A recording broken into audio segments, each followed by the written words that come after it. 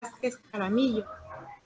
Le agradecemos que esté también ella muy puntual y sabemos que hoy va a ser una tarde muy enriquecedora para todos nosotros. Vamos a poner en presencia a nuestro Padre Amadísimo para que Él nos colme de sabiduría y nos ilumine. En el nombre del Padre, del Hijo, del Espíritu Santo. Amén.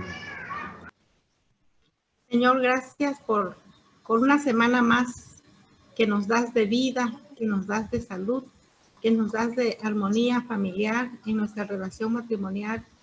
Gracias por nuestras familias, por nuestros hijos y por todo lo que a diario nos das, Señor, y que muchas veces ni vemos ni te agradecemos. Te damos gracias, Padre, porque a pesar de la inclemencia del tiempo, muchas de nuestras familias están bien. Pero ponemos en tus divinas manos a las familias que están siendo afectadas por las inundaciones, a esas familias que están sin trabajo, pasando hambre, pasando penurias. Y también ponemos en tus divinas manos, Señor, a todos los enfermos de COVID y de otro tipo de enfermedades. Señor, tú sabes lo que cada uno de nosotros y nuestra familia necesita. Tú sabes lo que nos preocupa, lo que nos angustia y lo que necesitamos.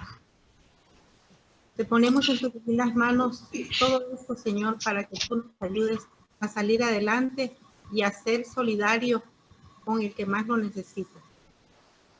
También te ponemos en tus manos esta tarde de trabajo, de formación, para que tú nos des el don de la sabiduría, que nos des el don del entendimiento, que podamos nosotros entender el mensaje que nos tienes esta tarde a cada uno de nosotros. Todo esto te lo pedimos y te damos gracias. Te lo pedimos y te damos gracias. Padre nuestro que estás en el cielo, santificado sea tu nombre. Venga a nosotros tu reino. Hágase tu voluntad en la tierra como en el cielo. Danos hoy nuestro pan de cada día. Perdona nuestras ofensas, como también nosotros perdonamos a los que nos ofenden. No nos dejes caer en tentación y líbranos del mal. Amén. Dios te salve María, llena eres de gracia. El Señor es contigo. Bendita eres entre todas las mujeres, y bendito es el fruto de tu vientre, Jesús. Santa María, Madre de Dios, ruega por nosotros los pecadores, ahora y en la hora de nuestra muerte. Amén. En el nombre del Padre, del Hijo, del Espíritu Santo.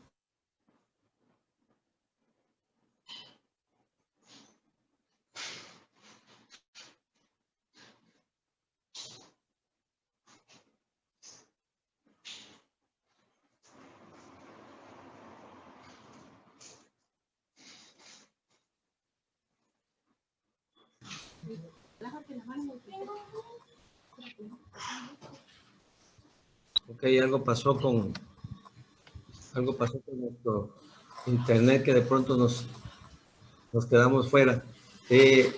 Esta tarde creo que es importantísimo que tengamos nuestra mente muy abierta, nuestros ojos, nuestro corazón, para aprender realmente lo que es la autoridad, tanto de nosotros mismos como de un servidor público. Para ello, pues vamos a tener a nuestra ponente de hoy, que es la maestra Guadalupe Paola Vázquez Jaramillo. Me llama mucho la atención que Paola tiene una directriz importantísima. Tiene una visión muy clara. Es destacar en el ejercicio profesional en la administración pública, en las materias relativas al derecho, con especial énfasis en el marco de los derechos humanos y el sistema penal acusatorio, así como a través de la docencia e investigación para posteriormente ingresar a un doctorado. Creo que este es un objetivo muy claro que tiene la ponente. ¿Cuál es la formación académica de ella? Es licenciada en Derecho, egresada de la Facultad Nacional Autónoma de México, de la UNAM, y ahí mismo hizo su maestría en Derecho, del 2013 al 2015. Ha participado muy destacadamente en la cadena CNN relativa al análisis sobre los procesos de pacificación internacionales en el 2016. También tiene una participación semanal en la radio, en un programa de las 6:20 AM, La Hora de la Universidad Pontificia, en donde se ventilan análisis de derechos humanos y relaciones internacionales. Esto lo estuvo haciendo desde el 2015 al 2017. También tiene una experiencia como docente, estuvo otorgando precisamente en una importante institución como es el Heroico Colegio Militar, como profesora de Fundamentos de Derecho, Teoría General del Estado y Derecho Internacional Público. Esto fue en el 2016 al 2017. También ha sido maestra, profesora en el Instituto Nacional de Ciencias Penales, en cursos de capacitación sobre el sistema penal acusatorio y derechos humanos, dirigidos a ministerios públicos y personal de delegaciones, a realizarse en la Ciudad de México y delegaciones de la Procuraduría General de la República. Esto en el 2016. También ha sido profesora de la Universidad Pontificia de México, precisamente que es de donde es enviada para esta formación que tenemos nosotros como laico. Ahí imparte la teoría general del derecho 2, derecho internacional privado, derecho internacional público, derechos humanos y técnica legislativa y derecho parlamentario. De igual manera, tanto en la especialidad de educación humanista y derechos humanos en la misma Universidad Pontificia. También es profesora en la Escuela Superior de Comercio y Administración del Instituto Politécnico Nacional, impartiendo como docente en el Derecho Fiscal y Derecho y Tratado Internacional en la Licenciatura de Negocios Internacionales. De igual manera, como docente ha destacado en la Escuela Superior de Comercio del mismo Politécnico Nacional, impartiendo la cátedra de Sistema en Línea de la asignatura Contratos Internacionales y Fundamentos del Derecho. De igual manera, en la Universidad Internacional, la mencionada UIC, como profesora en la licenciatura en Relaciones Comerciales Internacionales de la asignatura Derecho Fiscal y Estrategias de Calidad. En la misma universidad ha sido profesora de formación en cursos en línea en asignaturas de créditos internacionales. Bienvenida, maestra Paola. No sé si te dicen mejor Lupito, te dicen Paola, pero para nosotros los tabasqueños, Guadalupe Paola, como un reconocimiento por todo este gran destacado lo que tienes, y que pues enhorabuena, estamos dispuestos para escucharte y tienes toda la cancha para poder compartirnos esta maravillosa conferencia. Muchas gracias por la presentación. Agradezco la convocatoria para poder compartir este tiempo con ustedes. Sobre todo me interesa poder compartir el tema y que se queden con un aprendizaje significativo el día de hoy. Entiendo y revisé las materias o los temas vistos con antelación y ustedes consideraron el tema relativo a qué son las normas o qué son las leyes, ¿cierto? Antes de ver este. En ese sentido, me gustaría retomar solamente mediante participación qué es lo que consideraron como una ley. En sus palabras, ¿qué entienden por ley?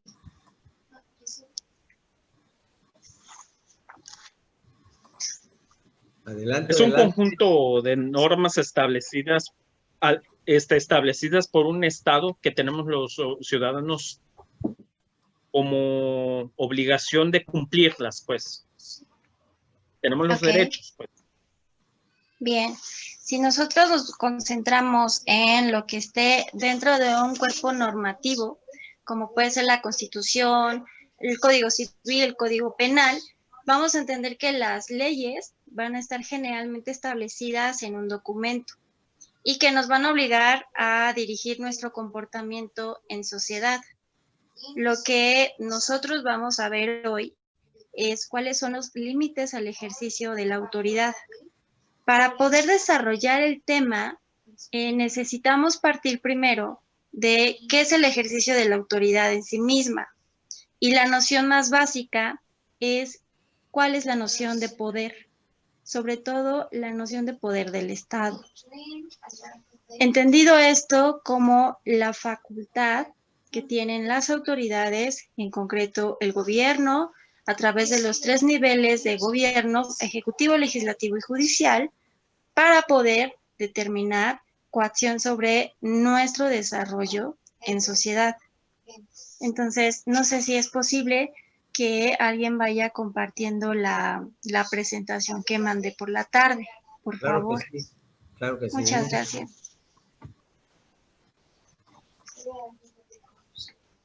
Estamos listos. Muchas gracias. ¿Podemos iniciar con la que sigue?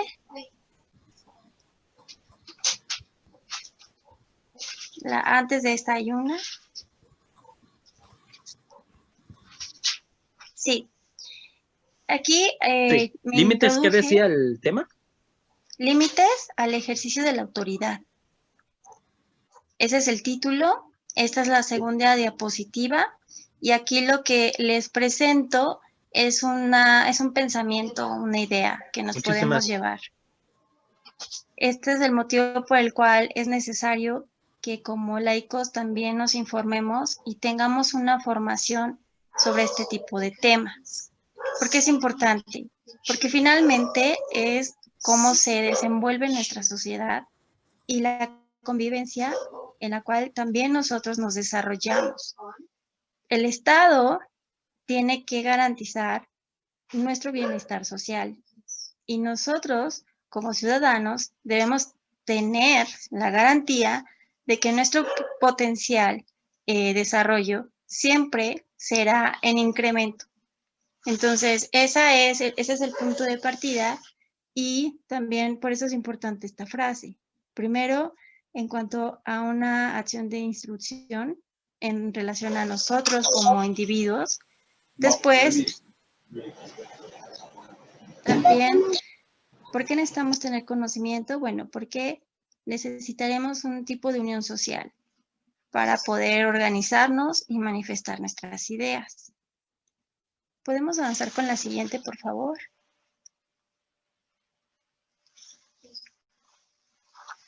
Creo que antes de esta había otra. Sí, hay otra. Esta.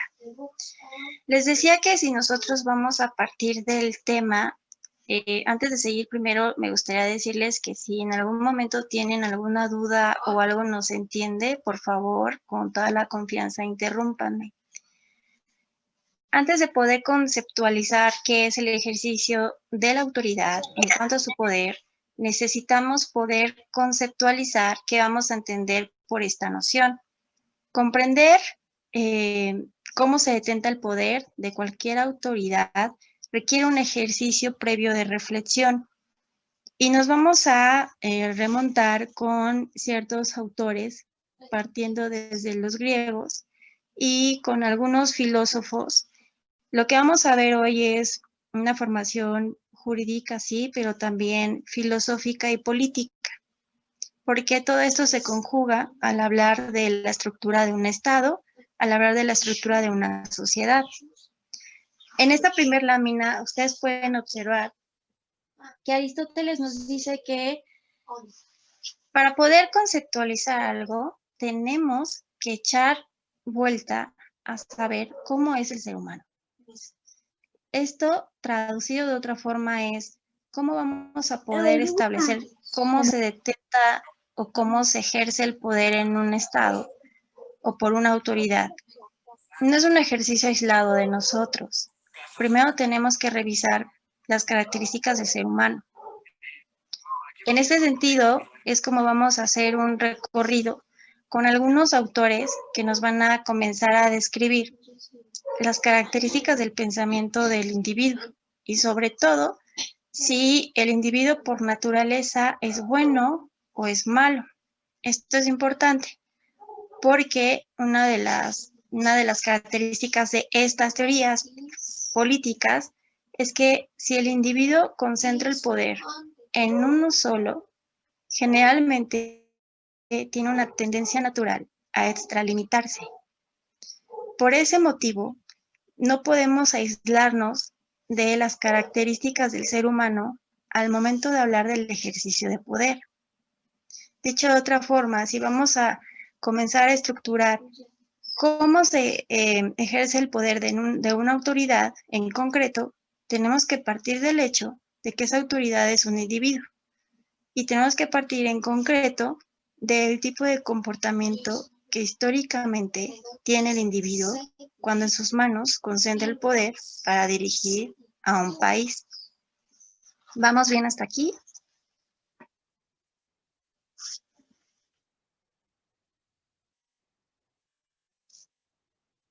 ¿Vamos bien? ¿Se entendió?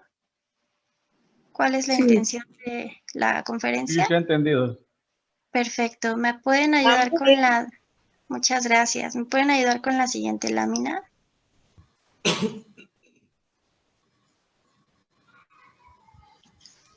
Creo que se saltó 2. Ah, no, una. Después de esta viene esta. El eje, la denominación de poder. Nosotros vamos a entender por poder. No sé si alguno de ustedes me quiere ayudar a leer el primer párrafo.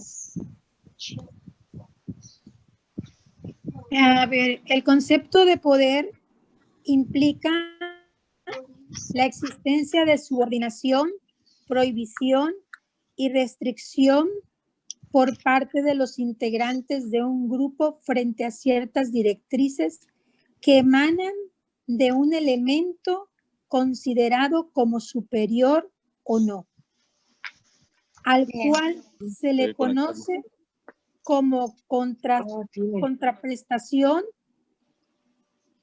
un grado de protección y de buena esperanza que el grupo social necesita. Muchas gracias. Es importante definir que la relación en cualquier ejercicio de poder nunca va a ser igualitaria. Desde ahí tenemos que tomar conciencia que hablar de autoridades o de quien detente el poder en algún país siempre nos va a colocar en una situación de diferencia. ¿Por qué motivo? Porque es necesario para poder ordenar el comportamiento en sociedad que existe un ente superior a todos los individuos, capaz de poder normar sus conductas y poder sancionar cuando éstas se salen del marco legal, se salen de lo que ustedes vieron como las leyes. Entonces, partiendo de todo esto, deberemos entender que el poder en sí nos va a ofrecer una relación de diferencia. Y esto no es malo, es algo necesario, justo por la naturaleza del comportamiento a regular. No podríamos regularnos en sociedad si todos fuéramos iguales. Lamentablemente, esa es una utopía. ¿Por qué motivo? Ustedes concéntrense de forma reflexiva en cómo los educaron en su casa, en su familia, en su núcleo familiar más pequeño. Porque su mamá o su papá tenía una autoridad frente a ustedes, justo porque era una autoridad superior a ustedes. Entonces, eso es un ejercicio y un reflejo de que la autoridad siempre va a estar en una posición diferente a la nuestra. Esto no es algo negativo. De hecho, es necesario y la misma autoridad también debe ser regulada para que la prestación de servicios que nos va a ofrecer sea igualitaria. Ahora sí, si bien nosotros no vamos a estar a la par de la autoridad sí tiene la obligación de tratarnos a todos por igual. ¿Ok? ¿Me ayudan, por favor, con la siguiente? En este sentido, perdón. Sí. Si quieren, el segundo párrafo está bien. De la anterior lámina. En este sentido, tradicionalmente la representación simbólica del ejercicio del poder ha sido relacionada como un mecanismo cuya función está ligada a reprimir. Sin embargo, lo que en este sentido Foucault, 1992, propone es, si el poder no tuviese por función más que reprimir, sino trabajase más porque según el modo de censura de la exclusión, de los obstáculos, de la represión, a la manera de que un gran superego, si no se ejerce más de una forma negativa, sería muy frágil. Y es fuerte, es debido a que produce efectos positivos a nivel del deseo y también a nivel del saber. El poder, lejos de estorbar al saber, lo produce por esta razón la noción de represión, a la que se reducen generalmente los mecanismos de poder. Me parece muy insuficiente y posiblemente peligrosa. Ok, gracias. Esto en sí nos va a dar las características del poder. Si bien la autoridad lo va a detentar, esta no es una situación donde siempre nos vamos a sentir oprimidos, no. Adicionalmente nos tiene que conducir a lograr nuestros fines en sociedad. ¿Esto qué quiere decir? Que entonces yo como individuo en sociedad voy a poder tener la tranquilidad sobre mis bienes, sobre mi propiedad, sobre la seguridad en mi traslado en las calles. Pero adicional, lo que Foucault nos destaca es la necesidad de que la autoridad siempre tenga esa facultad de reprimir. Esto no es un tanto obvio. O sea, digamos, sabemos qué sucede en las últimas manifestaciones. Ustedes tienen conocimiento que al menos, por ejemplo, en la Ciudad de México, en las manifestaciones feministas se ha tomado las instalaciones de la Comisión Nacional de Derechos Humanos. Ahí ya el Estado, ahí ya la autoridad ya no tiene la facultad de represión. Porque si bien está frente a un ejercicio de otro derecho humano, que es la libertad de expresión, sin embargo, también debería garantizar la seguridad del patrimonio estatal en relación a las oficinas de la Comisión Nacional de Derechos Humanos. Entonces, lo que Foucault nos quiere decir es que la autoridad siempre va a tener esa necesidad de ejercer la facultad de represión. Es una facultad natural. Si no se ejerce, no va a funcionar la sociedad de una forma armoniosa. Entonces, esa es una de las características principales del ejercicio del poder y del ejercicio de la autoridad. Si bien nosotros nos vamos a concentrar en... Bueno. Sí, ¿se me escucha? Sí. Dice, también decía que el Estado lo que tiene que garantizar nuestro bienestar social. Es correcto. Pero que una forma de garantizar ese bienestar social es facultad también poder reprimir algunas cosas, aunque no en la forma tan violenta como en algunas veces se está haciendo. ¿Sí? Pero sí es una facultad que tiene para hacerlo. De hecho, estas facultades de la autoridad nunca deberán colocarse en ningún extremo. Es decir, no pueden reprimir de una forma ni tan violenta, pero tampoco debería dejar de reprimir. Siempre van a tener que buscar una situación idónea y en el medio donde sea proporcional a la situación. De hecho, en razón de este principio también es como se aplica el uso de la fuerza sobre ya sea fuerza militar o fuerza policíaca. El uso debe ser siempre proporcional a la situación y proporcional a las personas que estén involucradas. Pero sí, la idea es, si bien el Estado o la autoridad va a poder restringir o, digamos, imponer su voluntad sobre ciertos actos, esto no es una potestad total, tampoco debe ser tan extrema, tampoco debe caer en violencia, pero tampoco debe perderse. Porque si se pierde esta facultad o su uso, se pierde la misma estructura de la sociedad. Y entonces generaríamos un problema de delincuencia, inestabilidad social, conflictos, etc. Nada de esto nos serviría. Maestra. Sería un exceso en el uso de la fuerza.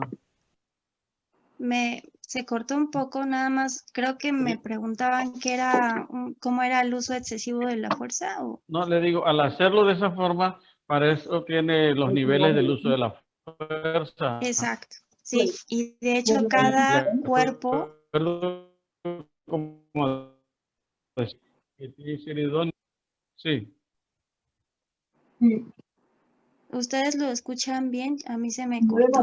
No, se escucha muy cortado. Sí. A ver, ¿Me Domitilo. escuchamos? ¿Puedo hacer un comentario? Sí. Claro. En mi opinión, a veces yo percibo, ¿verdad? Que es un pequeño hilo que se puede romper, que es muy sensible. Y es lo que a veces nosotros como ciudadanos, ante situaciones que han pasado en nuestra localidad y a nivel pues nacional, ya, por ejemplo, cuando vemos las protestas en México y todo, bueno, yo como persona que estoy viendo detrás de cámaras digo, ¿por qué lo permiten? ¿Por qué permiten que estas gentes lleguen a tanto? Porque ha sido recurrente los últimos meses, ¿verdad? Que las personas que están agrediendo de alguna manera también a un monumento, pues, a lo que es un patrimonio, ¿no? Entonces, yo sí me pregunto, ¿hasta dónde llega? Ahorita me encuentro muchas respuestas, ¿no? De que hasta dónde puede el gobierno, en este caso la autoridad, actuar y a veces no puede hacer más nada, está limitada.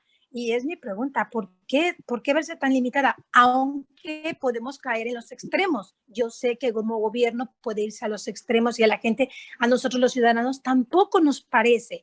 Entonces yo creo que es una línea muy, pero muy frágil, que es donde pocas veces muchos estamos contentos y pocos también están descontentos. Se me hace tan complicado esto. No sé, ahorita a través de la plática, ¿verdad? De la charla, pues espero que vaya pues teniendo esas respuestas, ¿no? Porque sí, yo como ciudadana a veces digo, se pasa la gente que hace una manifestación sin pensar también en los demás, porque es ahí donde vamos también. No se piensa en los demás, empiezan los gritos, empiezan los insultos, y se desborda todo, y entonces se pierde totalmente la autoridad y el poder, pues es el riesgo de ejercerlo de una manera muy peligrosa. Es correcto. De hecho, parte de todo esto nos colocan un tema.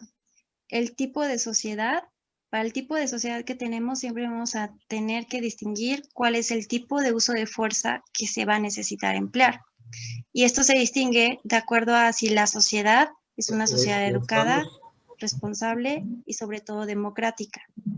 Si fuera una sociedad sumamente democrática, la relación de democracia se entiende de forma bilateral en relación a lo que el Estado y la autoridad nos permiten hacer como forma de expresión, pero también tan democrática que yo como ciudadana, entonces voy a considerar las estructuras de poder de mi Estado y si bien voy a manifestar mis ideas, no me voy a extralimitar atacando bienes históricos, policías, etc.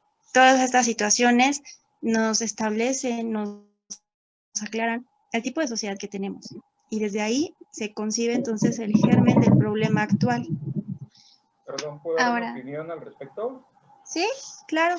Sí, con relación a lo que planteaba ella, y si nos pudiéramos plantear, maestra, no sé, a lo mejor y usted nos pudiera ilustrar más. Maestra, con relación al mismo maestra, quisiera pedirle a todos.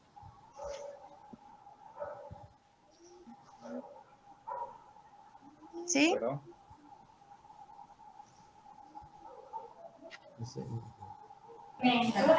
Sí, Héctor, adelante. Mira, quisiera ver si mejoramos la transmisión, que todos mantengamos nuestros micrófonos apagados y nada más cuando vayamos a preguntar que lo encendamos. De igual manera la cámara, a ver si se compone la transmisión porque ha ido muy lenta. Nada más encendamos en el momento en que vamos a preguntar tanto a la cámara como el micrófono. ¿Qué les parece? Y vemos qué tanto mejora. Ok. Sí, ok, adelante. Bueno, mi planteamiento... Adelante, porque se está yendo el internet.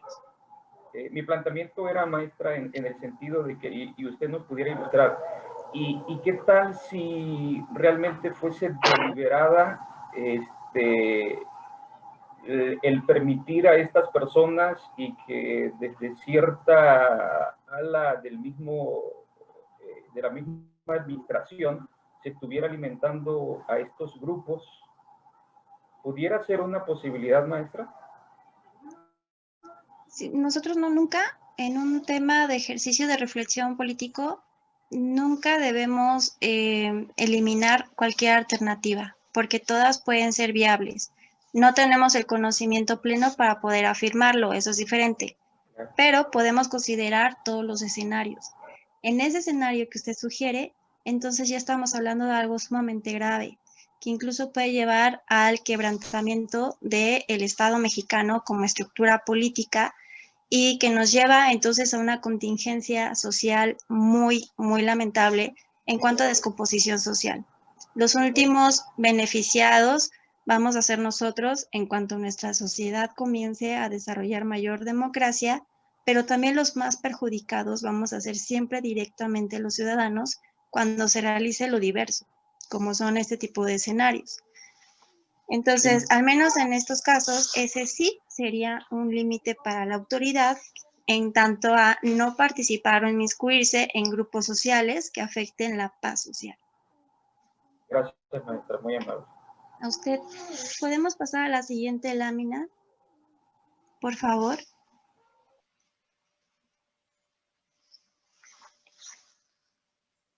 Gracias. Como les decía, les voy a ir presentando algunos teóricos filosóficos y políticos. Los politólogos que vamos a considerar son desde la Edad Media hasta el periodo de la Ilustración. Lo que ellos nos van a poder aportar son las ideas más básicas y las ideas que inspiran la estructura del ejercicio de cualquier autoridad que hoy conocemos. Por eso son importantes. De hecho, posterior a este ejercicio de remontarnos a ciertos autores, les voy a demostrar en un ejercicio cómo lo vamos a aplicar. No crean que nada más es, Hegel dijo esto, Rousseau dijo esto, y después dirán ustedes, ¿y qué sigue? No. Mi intención siempre como docente es demostrarles algunos autores, pero como dije al inicio de la conferencia, que ustedes se lleven hoy un aprendizaje significativo. ¿Eso qué quiere decir? Que lleven algo nuevo ustedes, que eso les incluso les impacte en la forma de pensar de al menos este tema y que puedan aplicarlo, sobre todo eso. Hegel nos va a decir, ¿alguien me ayuda con el primer párrafo para no solo hablar yo, por favor? Allí donde dos entidades humanas se encuentra que se establece consciente o inconscientemente una batalla a muerte por el predominio, en la que uno tratará de poner al otro en condición de dependencia como una X que arroja a una Y al lugar ubicado en la parte inferior de la barra. Pero, ¿quién será el que ocupe el lugar del amo? La respuesta es la lapidaria. Quien menos temor a la muerte tenga, pues el otro miembro es de la bipolaridad. Renunciará al enfrentamiento por temor a perecer. Hasta ahí, porfis. Okay. Muchas gracias. Lo que nos dice Hegel, uno, es que en toda relación de que involucre a una persona, siempre vamos a tener un debate en cuanto a operar con un poder. Si ustedes lo quieren trasladar esto a una relación de familia, madre-hijo, incluso de pareja, que son las relaciones más interpersonales que tenemos, siempre lo van a ver reflejado. Siempre habrá uno que quiera ser dominante y otro que comience a ceder. Si esto lo trasladamos al tema de sociedad, también funcionará así, incluso con las autoridades. Y el segundo, esto quiere decir que todas nuestras relaciones siempre van a interferir y van a relacionarse en el ejercicio del poder de cada uno de nosotros y en la forma en la que como individuos lo comunicamos. Este segundo párrafo dice, ¿quién va a tener miedo al final? Quien no tenga miedo a morir. ¿Qué quiere decir eso? Si como sociedad nos consentimos o nos conformamos con un modelo de estructura política que no nos convence, eso es someterse. Y eso es parte del instinto primitivo del ser humano, cuando siente amenazada su subsistencia. Pero no es lo mejor y no lleva a nada. De hecho, las revoluciones sociales, los procesos de independencia históricos, siempre se hicieron en relación a ese punto. Quien no tiene de morir, no tiene miedo de morir y también tiene miedo, también tiene esa fuerza para poder enfrentarse y para poder plasmar sus ideas. Eso es lo que nos dice Hegel, que todas las relaciones llevan siempre una carga de ejercicio de poder y que siempre habrá un ser dominante. Pasamos a la siguiente diapositiva, por favor.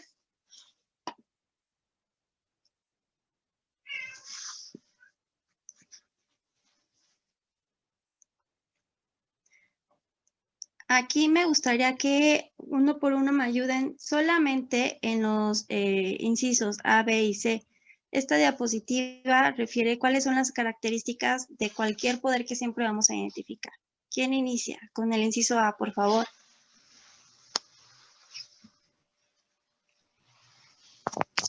En general, hay coincidencia en los autores en relaciones de poder, tiene como características claves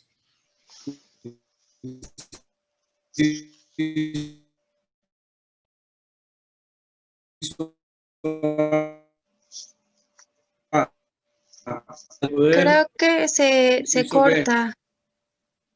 Sí, su audio se escucha muy cortado. La ayuda, maestra. O si La de quieren, ser una relación social o una relación entre personas, es decir, que el poder es siempre un fenómeno relacional. Estaba recordando lo que nos dice ahorita justo Hegel. El poder siempre va a requerir mínimo de 2 individuos. Y todo ejercicio siempre nos va a llevar a mantener un tipo de relación. Puede ser cualquier tipo de relación que ustedes imaginen ahorita. La que tienen con el vecino, con el cual no se llevan bien, así como la que tienen con los profesores de sus hijos, con las autoridades que les cobran los impuestos y con el policía que en algún momento los puede llegar a detener y cobrar una multa. A una relación. Ahora, en el inciso B nos dice que la relación de poder es asimétrica, es decir, hay una persona que manda y otra que obedece. Esto es la base del poder y es lo que mencionábamos un tanto al inicio. En el inciso C nos va a decir que si bien todos los autores nos dicen que hay una coincidencia, el conocimiento, la inteligencia, la fuerza, la riqueza o el dogma o cualquier factor que sirva para impulsar o constreñir a otros a hacer lo que otras circunstancias no harían. Esa es la intención del poder, conducir las actitudes y el comportamiento, al menos en este caso, de nosotros en sociedad. ¿Tienen alguna duda hasta aquí? Bueno, en el punto B, dice, Ajá. es asimétrica, es decir, cuando una persona manda, es por ejemplo, es cuando en una estructura de una empresa, ¿no? Vamos a suponer una empresa industrial. Uh-huh. ¿Cómo, ahí me ¿Cómo perdí? funcionaría? ¿Cómo funcionaría Nos más? vamos a una empresa, si todos en este momento nos colocamos en una empresa como trabajadores, la estructura de poder obedece de acuerdo a los escalafones de salarios más altos o a los puestos. Por ejemplo, si yo soy jefe de oficina o yo soy solo supervisor, pero hay un gerente, hay un director. Entonces, esas personas, esas posiciones que están encima de mí, les generará un ejercicio de poder. Por eso dice que la relación de poder es asimétrica. Dejemos la oficina o la empresa y concentrémonos como si viviéramos en la misma casa. Okay. Elijamos quién es el papá o la mamá. Es el mismo ejercicio, es una relación asimétrica. Incluso, este es un tema que también debe ser considerado para poder obviar ciertas situaciones. Es un ideal y es una utopía que las relaciones en sociedad van a ser igualitarias. No es posible. ¿Por qué? Porque los seres humanos no somos iguales. Y no me refiero a ningún tema ni económico, ni de posición, nada de eso, sino a que todos nosotros tenemos necesidades diferentes. Si a eso le sumamos, si tenemos una característica étnica, tenemos una diferencia más. Si a eso le sumamos una enfermedad, otra diferencia más. Entonces, en sociedad, las relaciones igualitarias no van a existir. Paola, por ejemplo, en un sistema comunista, por ejemplo, que es donde dicen todos iguales, todo es parejo, yo gobierno para ti y todos vamos, yo según lucho para que todos tengan y lo mismo, para que todos sean iguales. Tú aquí me estás dando una respuesta, eso no es posible. No. Eso no es posible, porque y nos engañan al pueblo y, por ejemplo, México no está ahorita precisamente en ese sistema, pero sí hay una comunicación, no como digo, ay Dios mío, ¿cómo le puedo decir? Un constante envío de comunicación de esa manera. Yo quiero ver por todos, yo quiero que todos seamos iguales, que todos tengan, que los que no tienen, que tengan. Sí, y se está perdiendo eso, que siempre hay niveles en todo, hasta en la casa, hasta en un hogar, ¿no? Justo es así. Tú no le puedes dar a un hijo que tiene 15 años las mismas atribuciones que a un niño que tiene 5. Y que es ahí donde a veces también como papás nos quedamos con eso. Y me te dicen, ¿y por qué a mi hermano sí? ¿Y por qué a mí no? Y es donde los chicos también hoy, porque me voy a la problemática de una casa ahora, ¿no? De un hogar que se está viendo mucho ese problema de autoridad en los hogares ahorita, muchísimo, donde los chicos no quieren respetar, donde los chicos también por el sistema que vivimos y toda la nueva era, la nueva mentalidad, los chicos no asumen, no quieren y rechazan la autoridad. Es un ejemplo de cómo afecta a nivel social la estructura del país que se tiene. Por ejemplo, si a los jóvenes se les comienza a subsidiar cada vez más mediante becas, y cuando ellos comienzan a identificar que no tienen la necesidad ni de trabajar, ni de independizarse, ni de terminar sus estudios, se generará un problema social que siempre va a repercutir a la unidad de la sociedad, que es la familia. Entonces, todos estos sucesos están también relacionados. Siempre se vive una sumisión. ¿Perdón?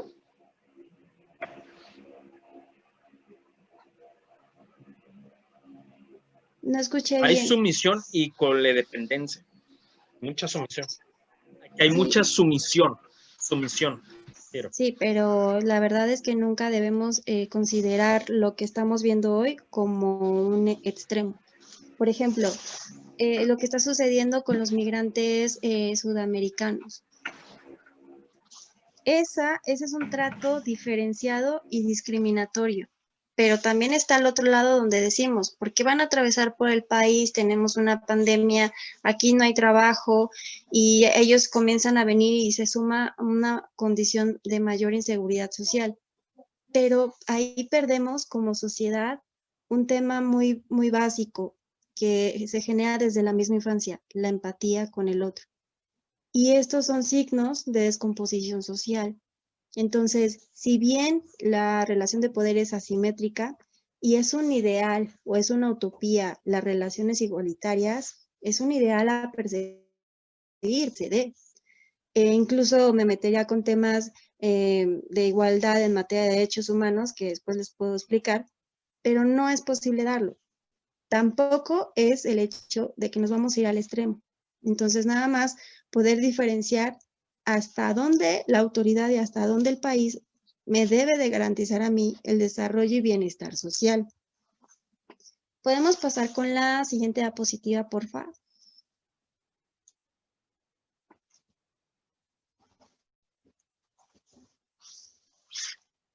¿Alguno de ustedes se ha preguntado por qué tenemos autoridad, por qué tenemos presidente, por qué tenemos una estructura administrativa y de poder en nuestro país? ¿Por qué no podría ser diferente? Debe de haber un orden. Debe de existir un orden. Exactamente, y se supone que ellos están para ver los derechos del ser humano, de que vivan bien, de que tengan lo básico y que puedan realmente ir desarrollándose en la sociedad. Se supone que para eso realmente están. Es correcto. Lo que nos dice esta lámina sobre contrato social es esta idea. Nos va a hablar varios autores y nos van a decir que cuando se generó el contrato social, se generó la idea de tener un Estado, un gobierno. El contrato social es algo muy sencillo.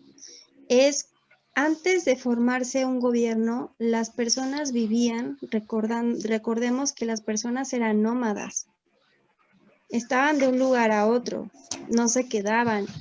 Al no situarse en un solo lugar, no tenían una casa, no tenían necesidad de establecer escuelas, comercios, porque su movimiento era constante. Lo que sucede aquí es que cuando las personas ya se asedentaron, comenzó la agricultura, comenzó el comercio. No escuché bien. ¿Soy yo o son todos los demás? ¿Sí escuchan bien? Es que a mí siempre se me corta. No, si se escucha bien, siga. Sí, se escucha bien, Paula. Gracias. Entonces, Guardemos compostura, por favor. Apagamos los micrófonos. Cuando esto sucede, cuando esto sucede, se desarrolla la agricultura, el comercio y comienza el desarrollo de las sociedades. ¿Quién iba a decir entonces quién tenía que imponer la autoridad? ¿A través de qué se iba a legitimar esta? Si nosotros nos situáramos en una sociedad donde no tuviéramos gobierno, imagínense lo que sucedería. Eso es lo que nos dice el contrato social. El estado de naturaleza es el supuesto histórico donde no existía gobierno, donde no teníamos una autoridad que nos dijera qué hacer y qué no, y que nos sancionara cuando violentáramos los derechos de otros. El contrato social es una corriente filosófica y política que dice que todos en la sociedad se reunieron para, de mutuo propio, aprobar la creación de un gobierno que lo represente. Y esto es un acto complejo, porque implica la pérdida, ojo, la pérdida de nuestra libertad total. Es decir, cuando nosotros vivimos en sociedad y nos rige un gobierno, nuestra libertad no es absoluta. Nuestra libertad, nuestro ejercicio de libertades está acotado. ¿A qué está acotado? A las leyes y a los ordenamientos internos e internacionales que nos establezcan en nuestros países. Entonces, el contrato social es eso, que nos dice históricamente y filosóficamente por qué es necesario tener una autoridad, por qué es necesario vivir bajo el establecimiento de administración de un gobierno. De lo contrario, se generaría un caos y ninguno de nosotros podría subsistir. Yo siempre a mis alumnos les pongo un ejemplo. Imaginen que ahorita yo tengo una cueva, no hay casas, no hay gobierno. ¿Quién de ustedes quiere mi cueva? Porque ustedes no tienen una casa. ¿Quién de ustedes va a querer obtener mi cueva? Todos van a quererla, ¿no? ¿Y qué van a hacer para obtener mi cueva? Pues quizás en un donde no hay ley, pues lo que sea, ¿no? Exacto. Es el uso desmedido de la fuerza. Ok, entonces lo que sea incluso puede acabar con la vida de la persona. Entonces ustedes se apoderan de mi cueva. Y sigue lo mismo.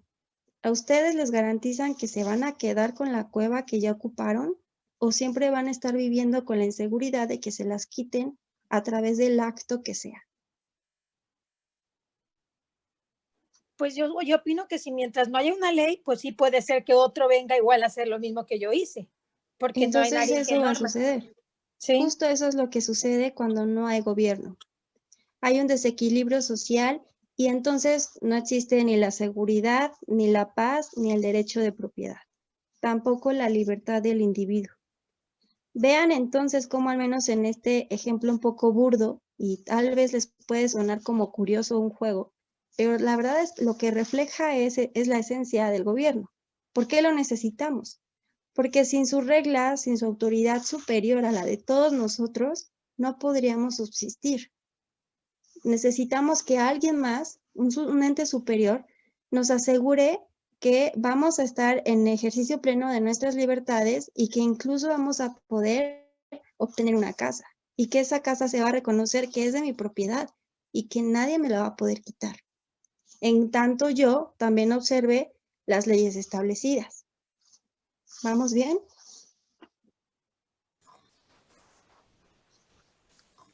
Bien, Ahora, la siguiente. quisiera hacerte unas preguntas. Sí. Primero te recapitulo dos cosas. Me llamó mucho la atención la mano que tenía el mundo. Y ahora me llama mucho la atención el contrato de dos y una mano que los está agarrando a los dos. O sea, primero, alguien que tiene el poder y que no lo quiere compartir, es el clásico, el poder no se comparte, ¿no? Y y acá es, firmen, anda, háganlo, hagan la alianza, pero son míos. Yo los manipulo, yo hago esto, ¿no? Entonces, nosotros como laicos, ¿cuál es nuestro límite como autoridad civil? Porque ahí estamos viendo que esa es la autoridad en el poder, política, económica. Sin embargo, ¿cuál es nuestro límite cuando, por ejemplo, hace unos días, quienes ejercen el poder, en este caso el legislativo, un diputado le manda a decir que va a venir el Mesías que ya no nos inundemos, que vienen esta semana, ¿no? Haciendo alusión al presidente. Yo mando un escrito y unos lo aplauden y otros no, para contrarrestar eso. Hace 2 días roban en una parroquia en Cupilco unas alcancías. Mando también que exijo precisamente que se aclare y que se tenga que... Y otros mandan y me dicen, ¿por qué es así? Cuando Cristo perdonó a todos, ya se robó el dinero, ya perdónenlo. O sea, ¿cuál es el límite con nosotros en ese acuerdo de sociedad, en ese acuerdo de católicos, en ese acuerdo de autoridad civil para poder ejercer nosotros realmente como debe de ser? En realidad es muy bueno lo que usted señala y agradezco que tengan la referencia de las imágenes porque justo trato de ubicar la mejor imagen sobre el tema que se va a exponer. Ese es el sentido. La segunda imagen donde hay un acuerdo, donde hay reciprocidad. Y la pregunta que usted hace es en el mismo sentido, si existe la reciprocidad. Y ustedes lo van a conocer a través de Benito Juárez, el derecho ajeno, el respeto al derecho ajeno es la paz. Pero lo que nos decía esta frase fue Emmanuel Kant, uno de los filósofos de la Ilustración, y es también que el ejercicio de mi acción termina donde comienza tu derecho. En los casos donde usted menciona, hay hechos ilícitos, hay vulneración de derechos, y usted tiene toda la facultad como individuo digamos, como miembro de un grupo religioso para exponer su punto de vista y sobre todo para solicitar que se haga justicia. De hecho, es un derecho que podría usted agotar y la autoridad está obligada a darle respuesta. Si en algún momento usted ingresa alguna petición, generalmente le recomiendo que sea por escrito y lo invoque en el artículo 8 de la Constitución. Si la autoridad no le responde, la autoridad está incumpliendo, porque le tienen que dar un seguimiento. Y es totalmente falso lo que le dicen en cuanto a minorizar el robo de los objetos religiosos. Eso es algo totalmente contrario a la ley. Entonces, en este caso yo no detecto un límite sobre ustedes, lo detecto solamente sobre la autoridad. Cuando nosotros como sociedad...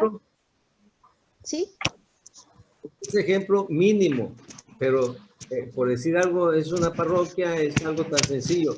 El problema es que esto se ha extendido de tal manera que están tomando ya 40, 50 casetas encapuchados, los están viendo la autoridad, que están robando, pero así, si pasa, no pasas, encapuchado, y le hacen grosería, decir, ¿hasta dónde está el límite para que uno decida exigir justicia cuando la misma autoridad ya lo está permitiendo DIN? Correcto. O sea, ¿qué haces?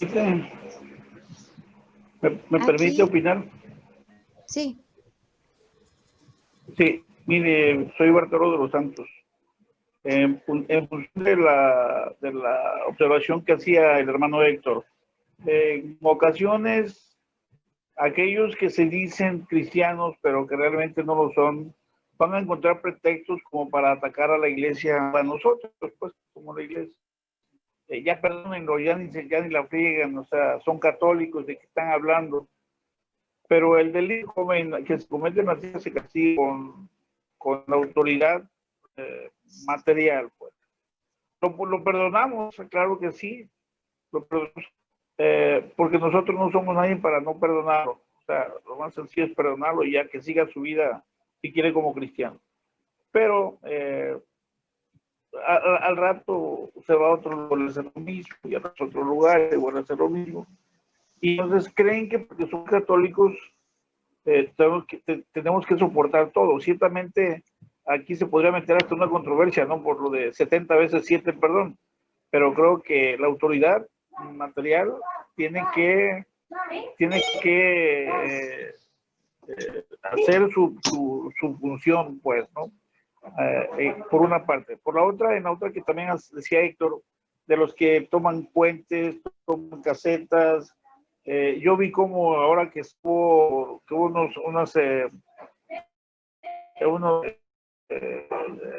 en algunas carreteras por la cuestión de la inundación, en base a un ofrecido dicho el presidente de la República, cómo insultaron al gobernador, ¿eh? Y no es que sea santo de mi devoción, no lo es, pero creo que el respeto no tiene que ver nada con la necesidad, ¿no? Entonces, como unas señoras lo insultaban de mil maneras, entonces eso no se vale. Ahora, ¿qué podemos esperar? ¿Qué podemos esperar de que la autoridad o que la autoridad castigue? ¿Qué podemos esperar que castigue a aquellos que están cometiendo delitos con cerrar carreteras, casetas, robarse el dinero de las casetas y otras cosas? La autoridad está sacando a los delincuentes de la cárcel, ¿no? Entonces, esos delincuentes no vienen a ver si ya me perdonó, ahora voy a con mi velador al templo. No, eso van a delinquir de vuelta en todo lugar. Entonces, la misma autoridad está haciendo que esa descomposición social cada día aumente más, porque ni tienen mano firme para castigar, ni tienen fuerza para no abrir el portón de los reclusorios. Entonces, la verdad es una total descomposición de la ciudadanía, con todos los problemas que se pueden venir encima, más los que se van a venir todavía, porque no se ve que esa autoridad vayan a meter en cintura a muchos delincuentes. Al contrario, los perdonan y siguen perdonando. Ahí tienen al narcotraficante que soltaron. Digo, más pruebas no podemos tener. Pues, ¿qué podemos esperar de una autoridad que hace eso? Pues nada, absolutamente. Tenemos que ponernos firmes nosotros desde donde nos toca, que es hacer mucha oración y defendernos de que nos puedan atacar. Esa es una opinión muy personal. Gracias. Paula, una opinión.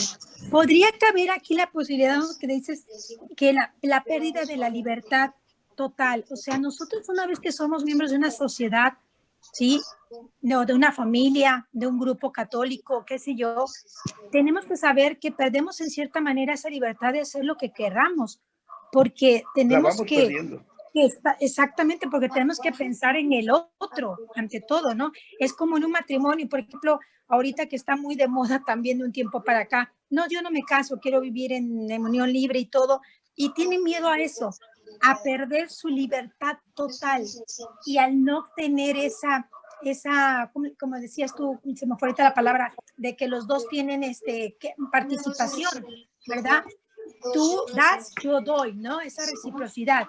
Y entonces yo creo que aquí también la sociedad está perdiendo, no está entendiendo que tiene límites, no está entendiendo que tiene límites porque cree que siempre son sus derechos los que deben de prevalecer, sin pensar, ahora sí que vamos a los temas que hemos visto, al bien común.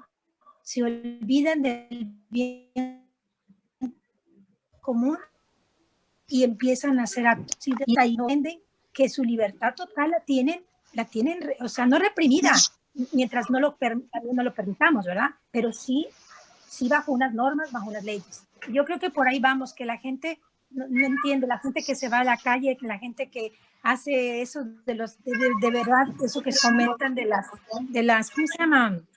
De las casetas. Es cierto, se pasan a la autoridad por donde quieren y no respetan. Gracias. Es que simplemente nosotros estamos perdiendo el Estado de Derecho porque hacemos lo que queramos. Más lo importante que hay buenas autoridades nos están diciendo en esta situación que estamos viviendo ante el COVID-19, siempre nos dicen varias veces, tomemos la sana distancia. Nunca hacemos caso, siempre la estamos ignorando.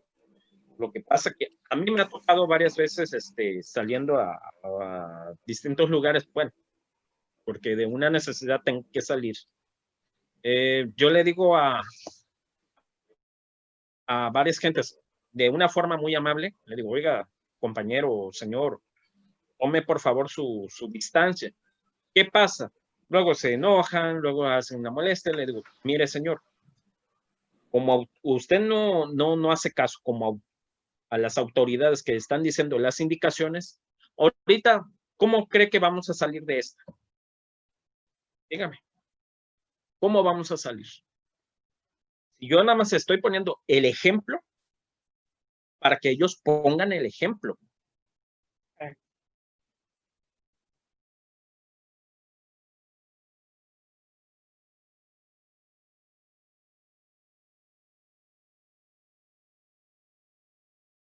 Está muteada.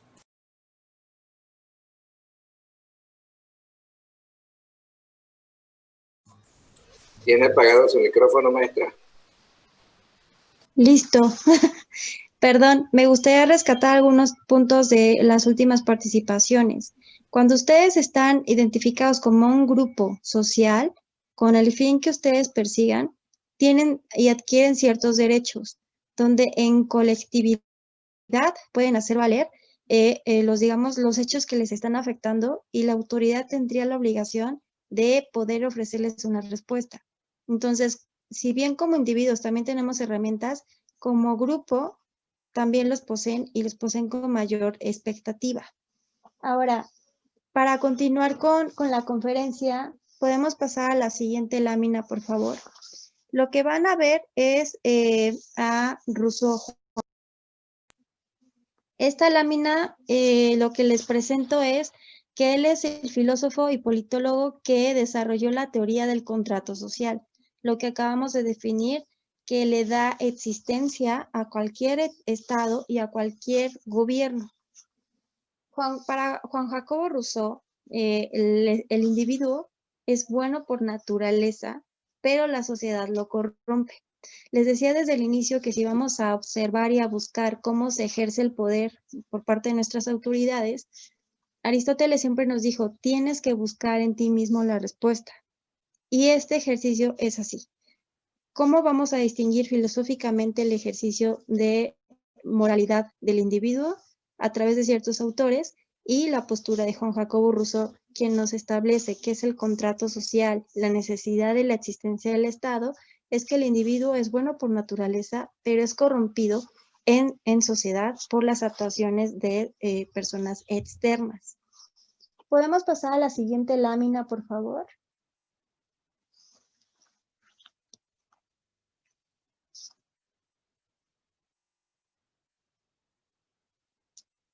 La siguiente es Thomas Hobbes.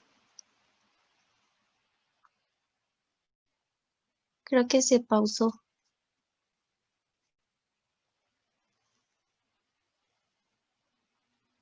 Es esta.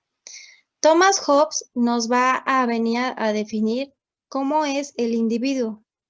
Quiero contarles que Thomas Hobbes es un teórico politólogo y lo que él enfrenta es una circunstancia de guerra, de conflicto interno, de una guerra civil. Él era profesor en Inglaterra y se tuvo que encerrar en la universidad por varias semanas sin poder salir porque a las afueras estaba el combate fuego a fuego. Esto que implicó para él una distorsión en cuanto a cómo apreciaba al individuo. Los seres humanos llegamos a ser muy crueles y en los casos de guerra incluso se extralimita cualquier tipo de acción, vejación y tortura. Entonces, en ese contexto histórico, vamos a entender que Thomas Hobbes nos dice, el hombre es malo por naturaleza, porque él justo es lo que está viviendo. Y en ese momento, comienza a escribir su obra más famosa, que es el Leviatán. El Leviatán es la estructura de política de por qué necesitamos un Estado. Para Thomas Hobbes, el Estado es un mal necesario. Nosotros, como somos malos por naturaleza, tenemos que ser normados por una autoridad superior y es un mal necesario, porque de lo contrario no podríamos subsistir sin autoridad, ya que esa tendencia a realizar una afectación al otro es una, digamos, característica natural, de acuerdo al contexto histórico que lo ve.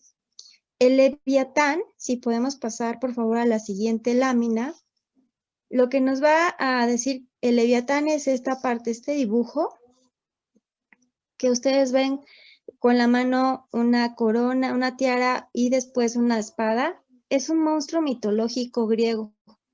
Esa figura es el Estado, lo que nos demuestra Thomas Hobbes. Es ese monstruo. ¿Y por qué lo necesitamos de esa forma? Necesitamos un rigor, de acuerdo a él, para poder comportarnos y desarrollarnos dentro de sociedad. De lo contrario, siempre estaríamos en constante ataque uno del otro. Y bueno, podemos ver aquí algunas diferencias, pero traslademos a Thomas Hobbes a el caso de invasión de Siria, a la guerra con Irak, al muro de Donald Trump. Aterricemos a Thomas Hobbes también con el caso de Venezuela, con el último bombardeo que tuvimos conocimiento, y con las situaciones de migrantes latinoamericanos, mexicanos, incluso los desplazados forzosos en Europa. Es cierto. Entonces, ahí todavía se actualizan ciertas teorías. ¿Podemos pasar a la siguiente, por favor?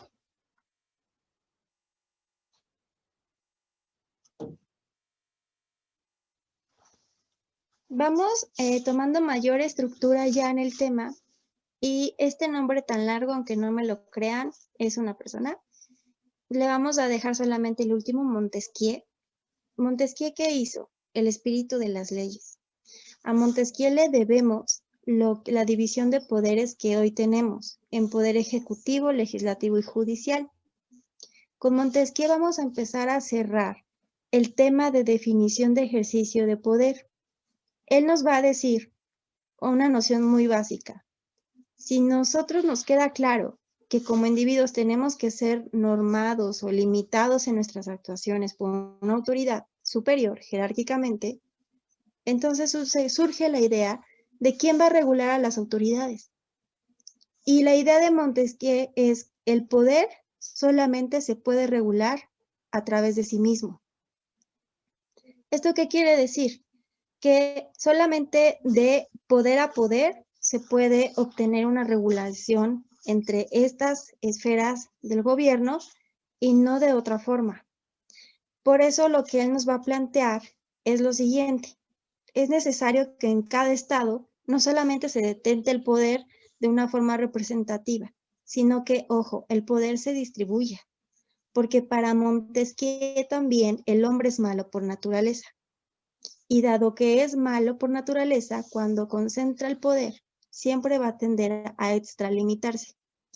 Y aquí les quiero hacer como un ejercicio de reflexión.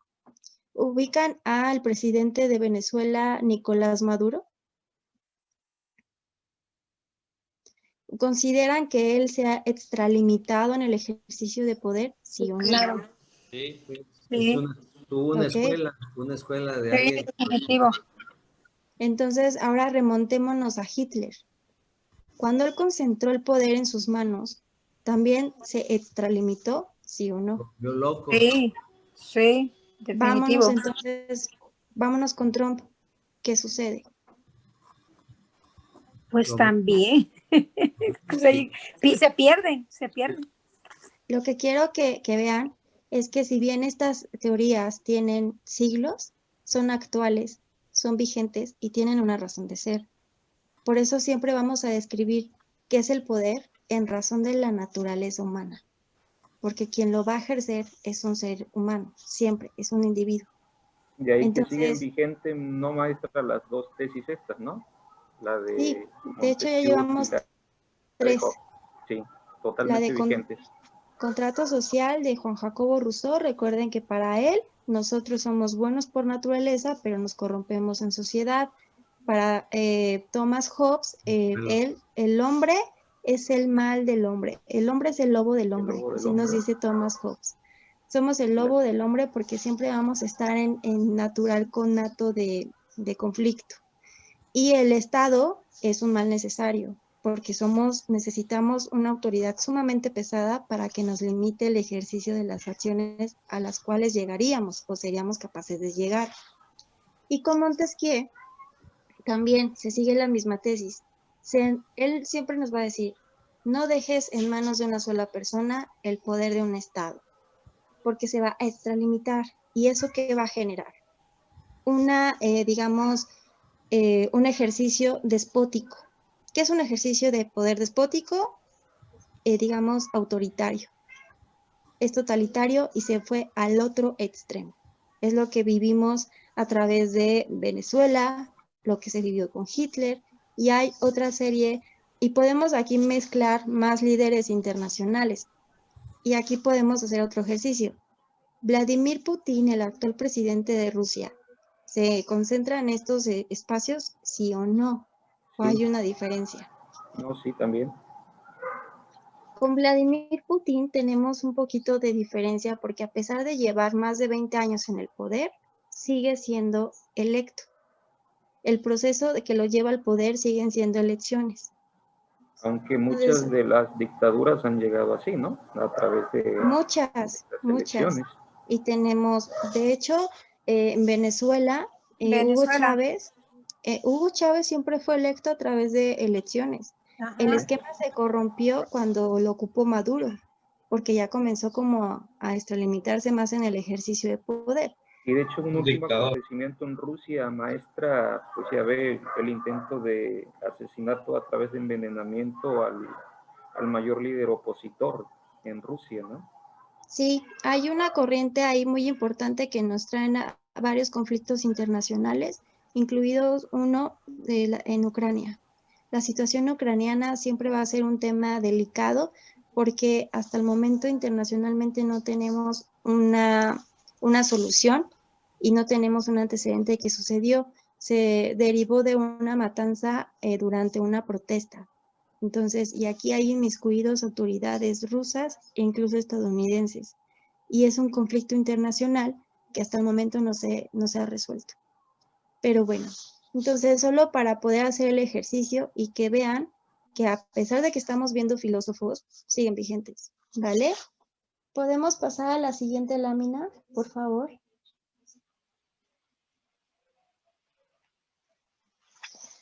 En el espíritu de las leyes, Montesquieu, vamos a seguir un poco con él, nos va a decir que... Maestra, sí. Maestra, dígame. Quisiera preguntarle.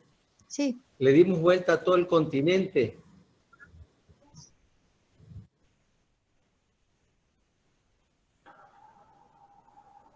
Sí. Yo le pongo ejemplos. Sí, le dimos vuelta a Maduro, le dimos vuelta a Hugo Chávez, pero me quedé pensando qué está pasando con nuestro México, que ahorita es de un solo hombre. ¿Qué está pasando con que ningún secretario puede opinar? Y si opina, es delegado de esa opinión.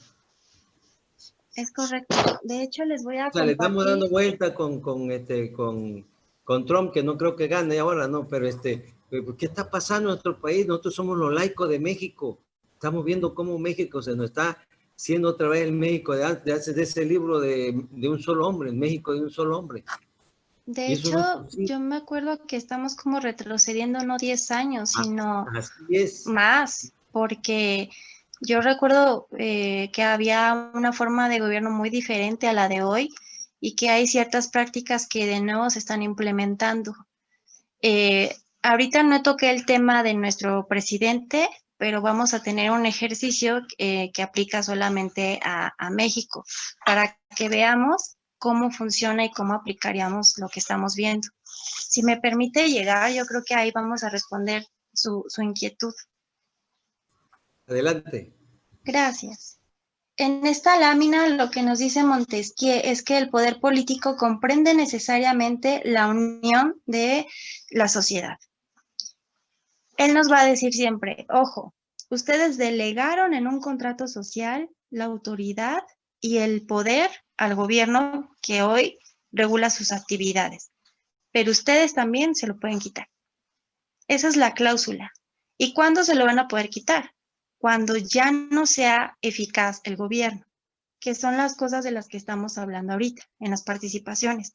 Identificamos una descomposición social severa, identificamos un grado de impunidad grave, identificamos un grado de incertidumbre personal que nos generan los hechos de los cuales estamos siendo testigos, como invasión de carreteras, como violaciones de derechos humanos, como protestas, extralimitación del uso de la fuerza y también en algunos casos el no uso de la represión policíaca. Entonces, esos son escenarios que fragmentan la estructura del Estado y fragmentan entonces su legitimidad para seguir o no como gobierno. ¿Podemos pasar a la siguiente, por favor?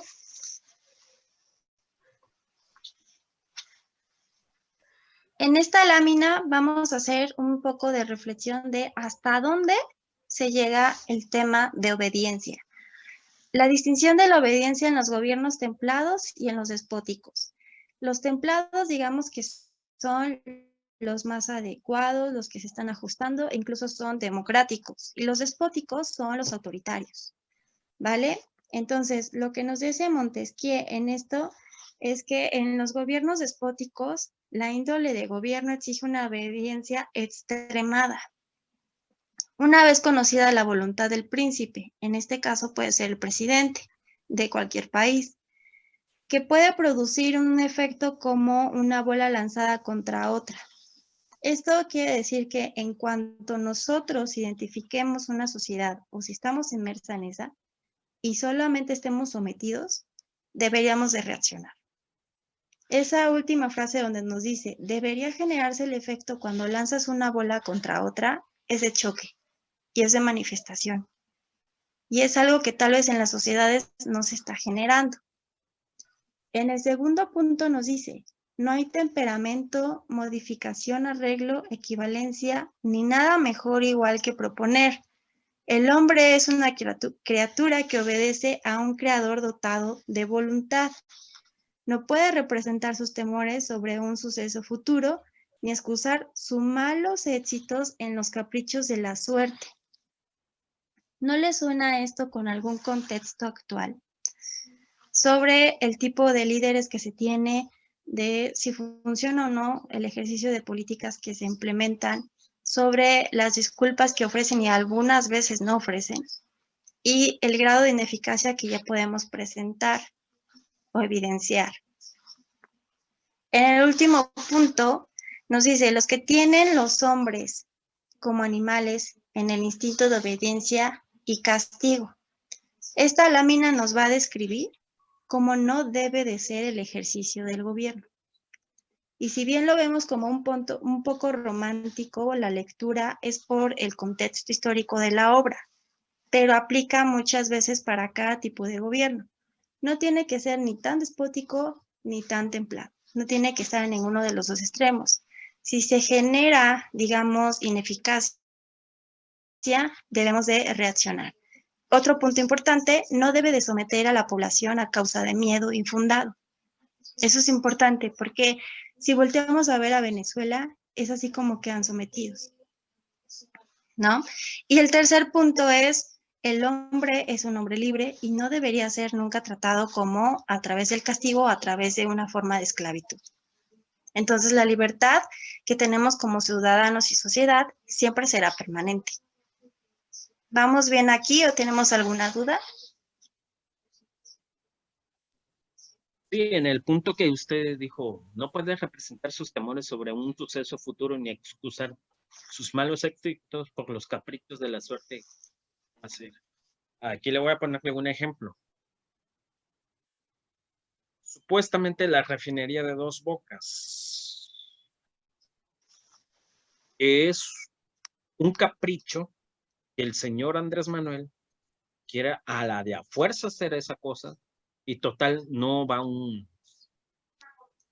un éxito, siempre va a un fracaso. Siempre escuchamos que siempre se inunda.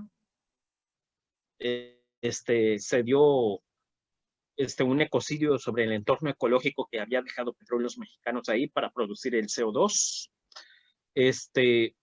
No se deja escuchar este señor sobre todas las opiniones que le están dándole, las exigencias. Luego dice que son sus adversarios, son sus, ¿cómo se llama?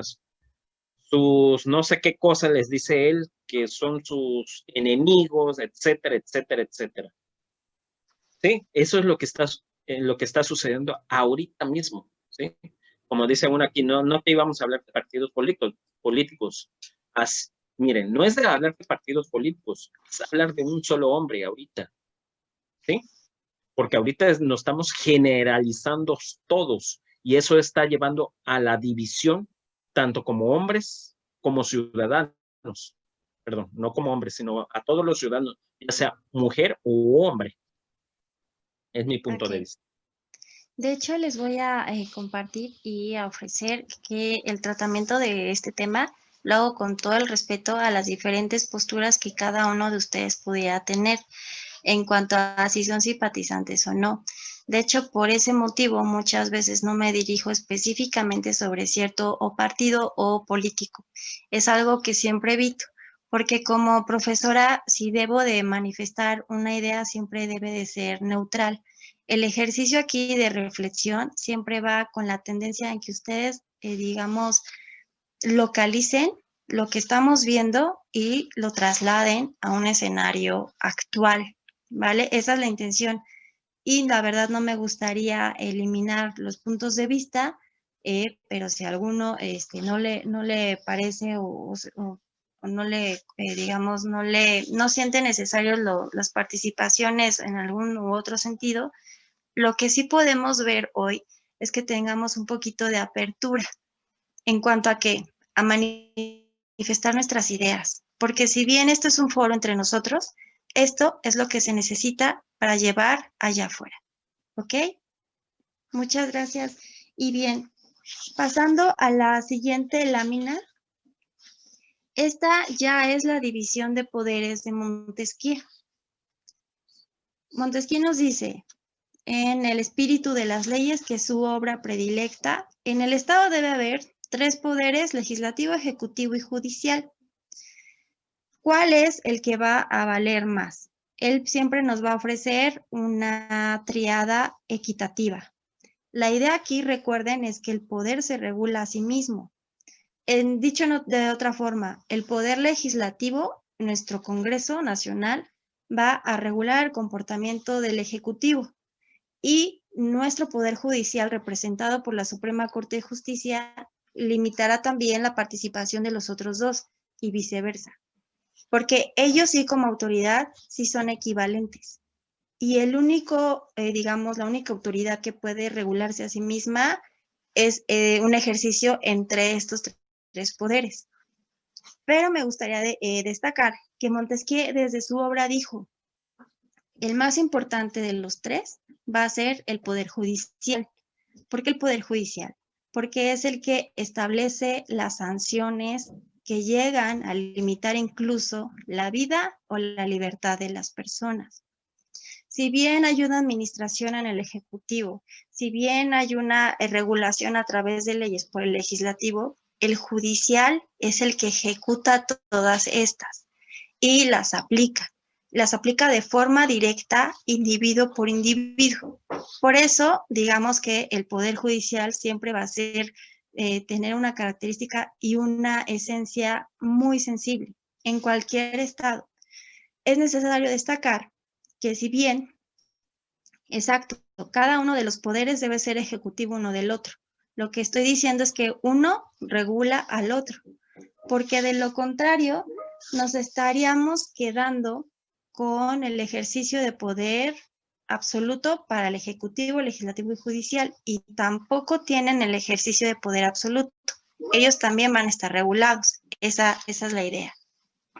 Ahora, pasando a la siguiente lámina, por favor.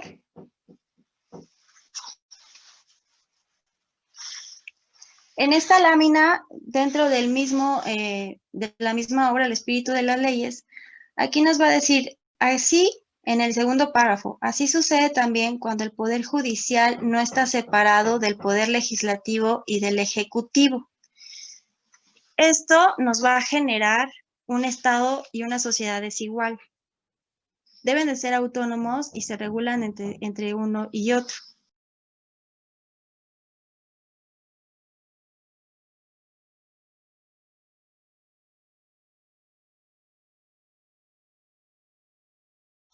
Disculpe.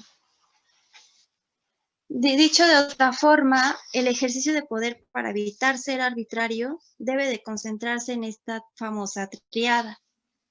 Y ahora sí, podemos pasar a la siguiente diapositiva.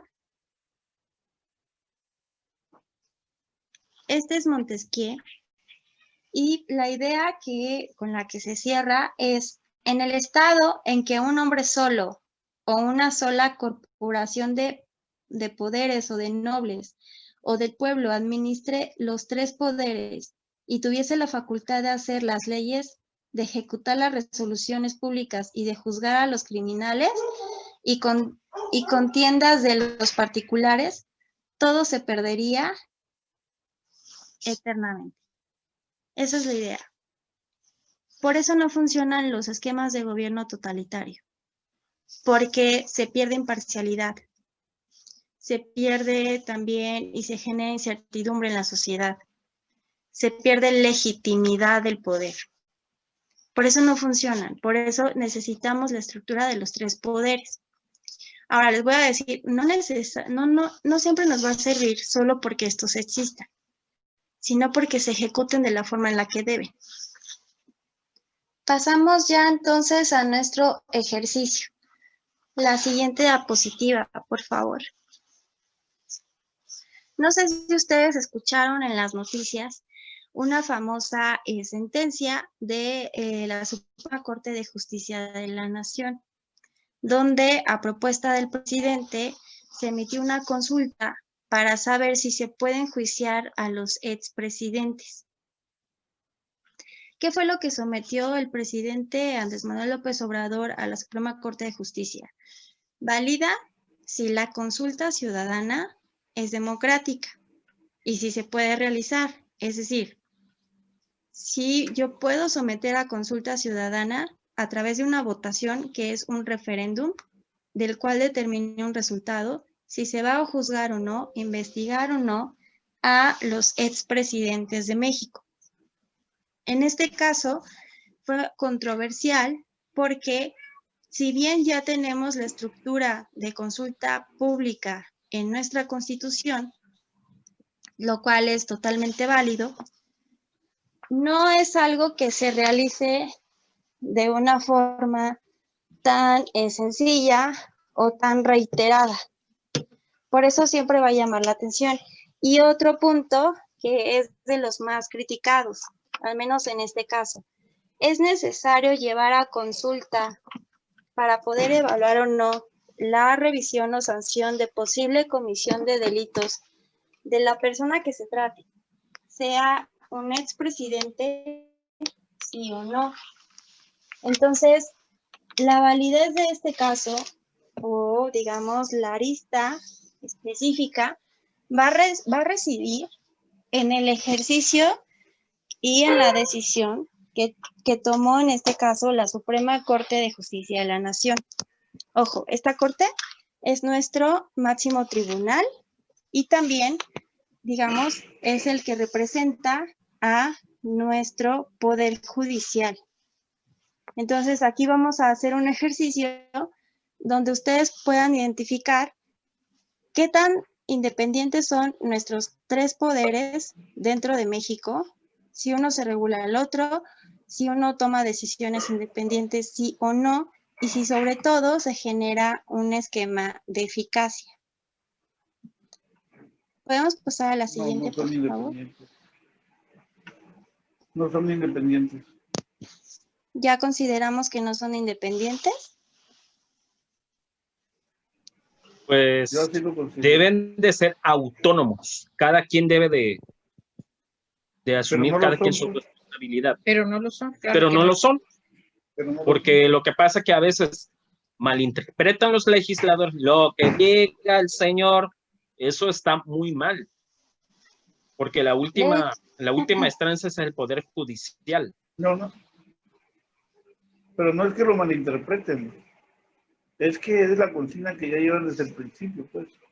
Ahorita el legislador morenista que se oponga a las cuestiones de López Obrador va para afuera. Y la prueba está con la Lili Telles, que no estuvo de acuerdo con apoyar el aborto, para afuera. Entonces, y eso de la consulta, aunque si se pueden castigar a los expresidentes o a quien sea, pues es una tontera, porque ya está plasmado en la Constitución, y además cuando toman protesta dicen, si hago cumplir las leyes, que la nación me lo aplauda, pero si no cumplo, pues que la nación me lo demande. Entonces, ¿ya para qué le busquen más? Es que se puede castigar, además, se están robando, pues, no es que no pueden. Ahí es donde se hace tonto a sí mismo. Y de hecho hay hay una valoración jurídica sobre este tema. No es necesario realizar una consulta para poder juzgar a cualquier persona. ¿Esto qué quiere decir? Que adicional a la procedencia de la consulta, la verdad lo que importaría más en una etapa jurídica sería poder evaluar, si aún son procedentes los posibles delitos, porque legalmente hay muchos delitos que prescriben en razón del tiempo. Entonces, a pesar de que se haga una consulta o bien de que se lleve a nuestro máximo tribunal, aún hay aristas que deberían contemplarse sobre la procedencia final de las encaminadas acciones para enjuiciar sobre un posible delito a cualquier persona, sea un expresidente o cualquier persona de nuestra sociedad. Entonces, si podemos pasar a la siguiente lámina, nos quedamos todavía en esta. En esta, lo que hice fue extraer un poco de los sentidos de las posturas de los ministros. Les comento que la Suprema Corte de Justicia de la Nación está conformada por 11 ministros. La intención derivado, si seguimos la doctrina de Montesquieu, es que los ministros sean autónomos y que no estén influenciados. ¿Por qué? Porque vamos a necesitar de su desarrollo y también vamos a necesitar de su profesionalismo para la impartición de justicia. Por eso necesitamos personas neutrales en esos puestos. Ahora bien, en la siguiente... Sí, perdón, maestra. Sí. Perdón, maestra. A estas alturas, dígame. En esta administración, ya no hay nadie que sea, como dijo usted, independiente, no, que sea autónomo. Por si autónomo. Ya no, porque hasta antes de que se diera lo de la consulta y que la Suprema Corte del Tribunal del Poder Judicial de la Federación de última hora autorizara 2 partidos, que es el de la maestra esta señora chapaneca, que se me olvidó su nombre, no la quiero, y otro más, el Bester Gordillo, que son partidos, el Bester Gordillo, y otro más, que son partidos que van a ser partidos satelitales de, o no sé cómo se dice, del presidente López Obrador, pero aparte de Morena, hay 2 nuevos que le acaban de dar registros. Entonces ya se acabó la independencia del Tribunal de la Suprema Corte de Justicia o del Poder Judicial de la Federación. Cuando reciben instrucciones del presidente, hagan esto, hagan otro. Todavía lo que queda todavía por ver si no lo corrompe también es el INE. Pero ya lo que era el Poder de Justicia ya también está al servicio del presidente de la República. Entonces no hay autonomía ya en nuestras instituciones, pues, de lo poco que queda aún. Y bueno, aquella que preguntaba que si hacia dónde vamos, hacia un tipo Venezuela, ¿no? Okay, pues gracias. Más allá de ser un poco pesimistas, yo me imagino y busco que nos quedemos con algo de qué podemos hacer, qué sí podemos hacer y qué está en nuestras manos, claro, poder adicionar. Entonces, nos podemos quejar aquí horas si queremos debatir y de hecho les digo, cualquier discusión de tema político siempre va a tener aristas, porque siempre vamos a tener diferencias. Por eso es natural los mensajes que comienzan a lanzar en el chat, lo entiendo. La intención es poder distinguir hasta dónde está el ejercicio del poder de la autoridad, y eso nos lleva también a un nivel de participación como ciudadanos. Entonces, en razón de eso es donde podemos aportar nuestro grano. Sí, correcto. ¿Me ayudan por favor con la siguiente diapositiva?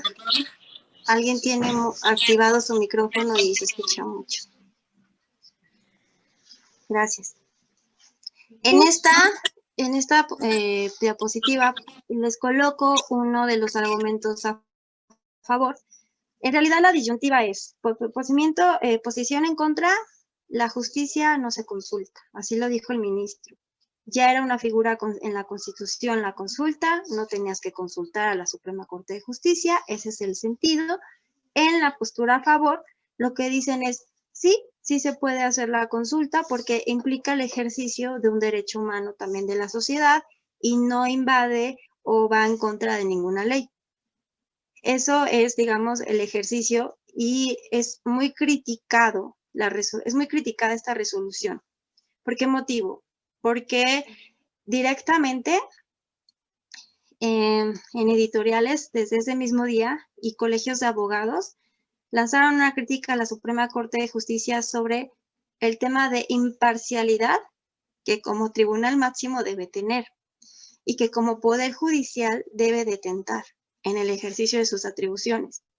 Entonces, si asemejamos este caso y se lo llevamos a Montesquieu en el espíritu de las leyes, ¿qué creen que nos va a decir?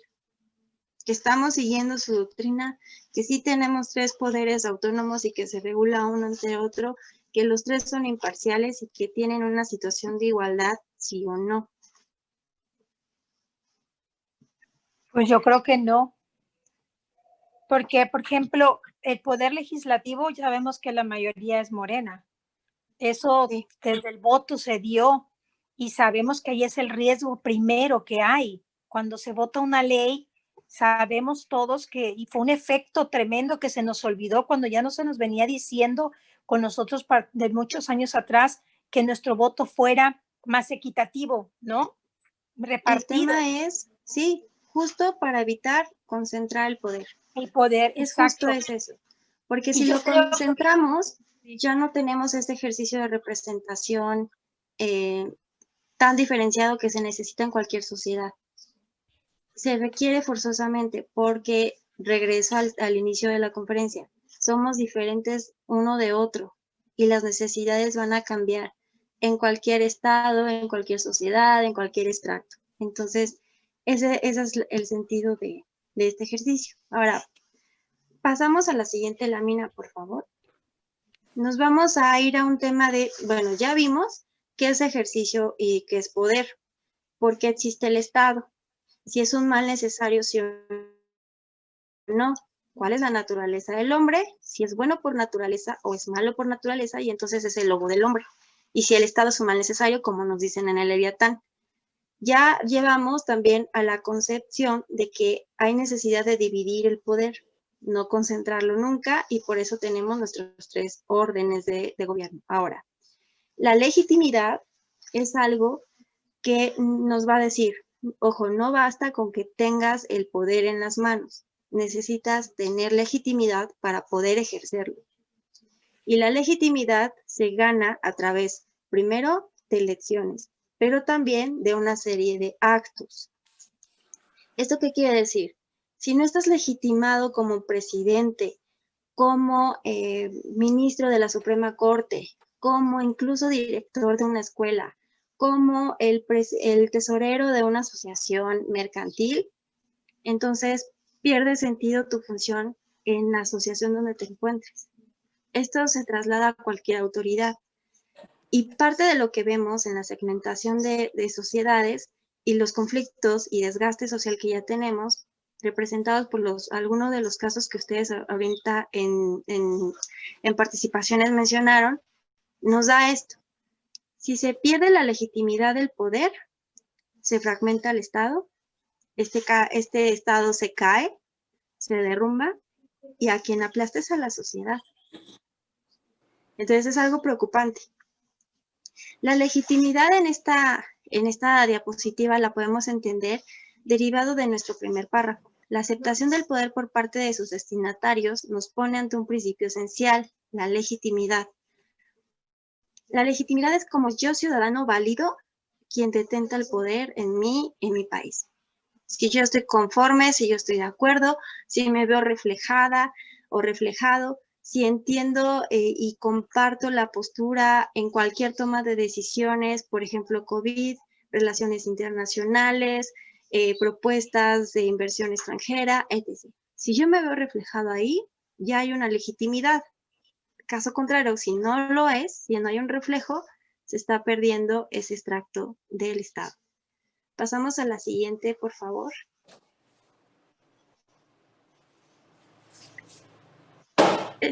Esta diapositiva es importante porque nos va a llevar a distinguir que hay legitimidad de cierto tipo. Y es así como podemos entender por qué sigue en el poder la persona del país que queramos mencionar. ¿Por qué Donald Trump sigue? ¿Por qué, digamos, en Venezuela se llevó un proceso de consulta y ahora se tiene un presidente constitucional, por ejemplo, ¿no? Max Weber, otro filósofo y politólogo, nos va a decir que la legitimidad tiene 3 tipos. La primera es la tradicional, en la que el poder se asienta en costumbres y usos memoriales, forjado a lo largo del tiempo. La tradición resulta esencial en la configuración del ejercicio del poder.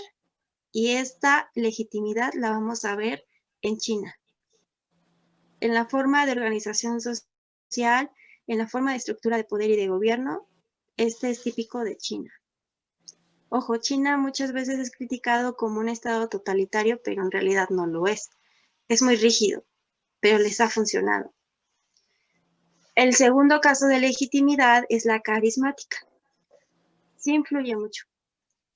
En este supuesto, la aceptación de las decisiones políticas aparece directamente conectada con cualidades de quien las adopta, es decir, el líder.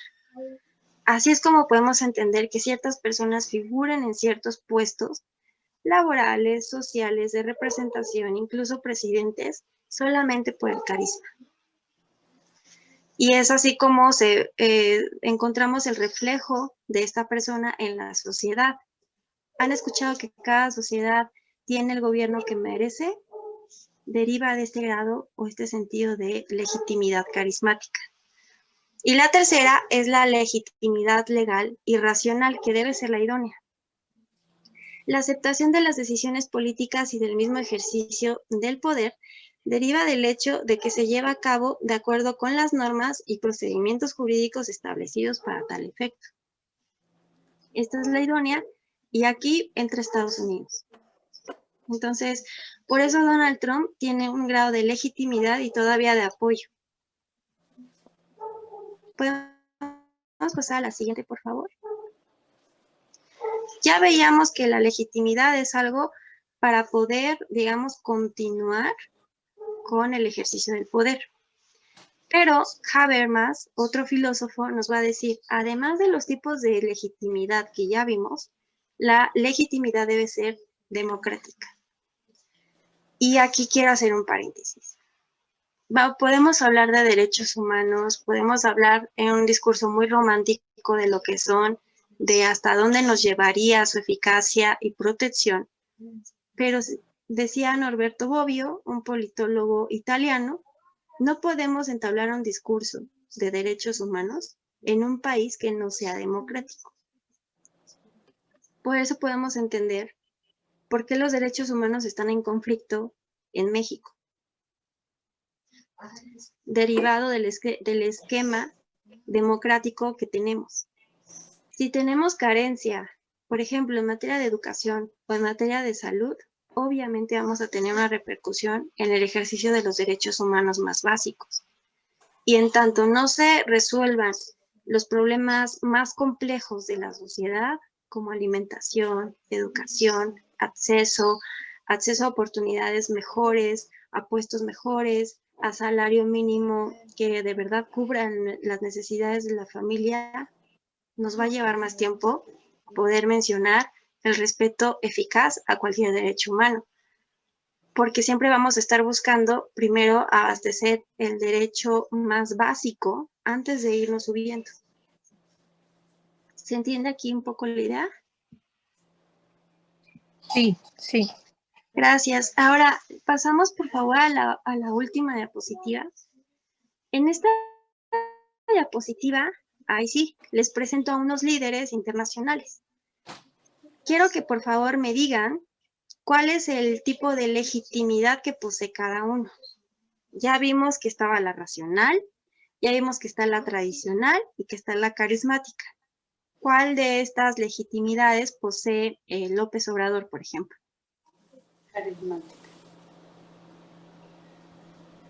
¿Carismática?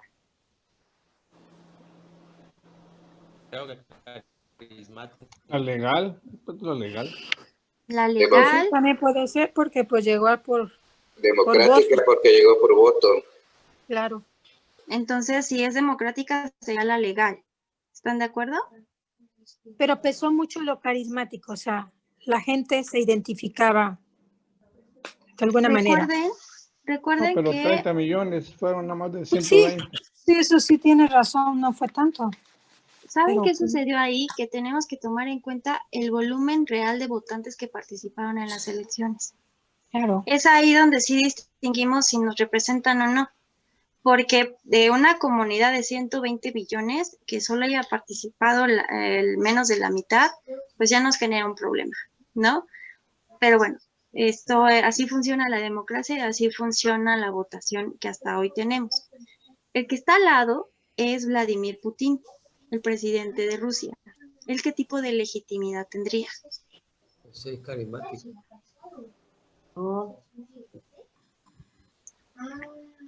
¿Carismático? No. Es elegido también. Sí, de hecho, yo me animaría a decirles que Vladimir Putin, al igual que China, tiene la legitimidad tradicional. Porque en Rusia no funciona tanto el esquema de emociones que se usa al menos en las campañas políticas de Latinoamérica. En las campañas políticas de Latinoamérica, muchos de los mensajes desde quieres dejar de estar oprimido por el gobierno, quieres dejar que te pase, no sé, estas cosas, etc. Es como una serie de victimismo. En Europa, en concreto en Rusia, las elecciones son algo normal, algo de ya tienes un nivel de vida muy bueno y entonces vas a participar porque ya tienes una educación, digamos, en un nivel adecuado y lo toman como algo normal. Y entonces la intención del voto ahí es de, ¿es eficaz, sí o no? Más allá del romanticismo, de si me cae bien, me cae mal. Se fijan en la eficacia. Por algo Vladimir Putin tiene tantos años en el poder y la verdad es que creo que va a seguir. El segundo, el círculo de en medio, el que está en azul, representa a los directivos, a los presidentes musulmanes. ¿Qué tipo de legitimidad tendrían en estos estados musulmanes? Irán, Pakistán, Siria, Turquía. Son tradicionalistas, ¿no? Cultura. Sí, de hecho algo que muchas veces a nosotros se nos complica entenderlos es porque queremos occidentalizar sus ideas. Y tenemos que partir de la idea de que la religión musulmana es religión y es ley en esos estados, en esos gobiernos. Entonces, el tipo de legitimidad que tienen también es tradicional. Tenemos en este lado abajito, la mitad de un círculo, es el nuevo presidente constitucional de Venezuela. Recordarán que hubo un grupo de oposición en contra de Nicolás Maduro y derivado de eso, pues ya se llevaron a cabo elecciones y él es el nuevo presidente constitucional, que hay problemas, porque a veces es reconocido por los demás estados, a veces no. Pero este representante venezolano, ¿qué tipo de legitimidad tendría? Legal, ¿no? Legal. Constitucional. Legal. Legal, justo esa. Cumplió con una serie de actos, pero recuerden, aquí es donde quiero que ustedes reflexionen. No basta con tener el poder, tienes que tener la legitimidad. Ejercerlo. Y si no tienes la legitimidad adecuada y si esta no se acompaña con el ejercicio de poder de cada país, por eso esta persona es y no es. Ajá. Y vamos a pasar por último con Donald Trump. ¿Cuál sería la legitimidad que tiene? Porque carismático no es. Legal también tiene. No, para nada. Legal también. Legal. Es meramente legal.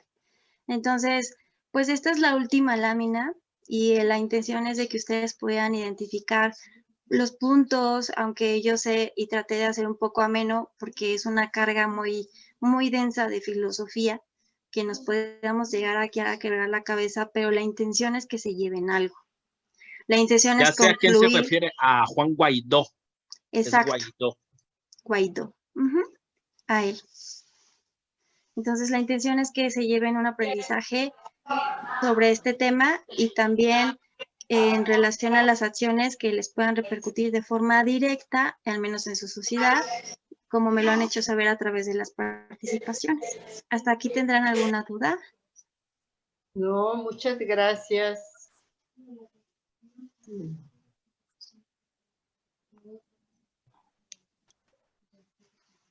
¿Alguien que quiera Muy comentar algo? excelente su exposición. Ok, muchísimas gracias. Yo les agradezco a ustedes por su tiempo y por escucharme este día. ¿Ya nadie tiene pregunta, muchachos? No, fue excelente lo que nos explicó la maestra. Nos sacó muchas dudas y nos hizo pensar bastantito para lo que vamos a hacer. Me da mucho gusto. Muchas gracias. Gracias, maestra. Gracias, No, maestra, hombre. porque nos ilumina Muchas bastante. Gracias Para a que demos un ustedes. paso muy importante en nosotros mismos y en nuestra organización. Sí. Y lo mejor es que es el Politécnico. Gracias, Así maestra es. Paola.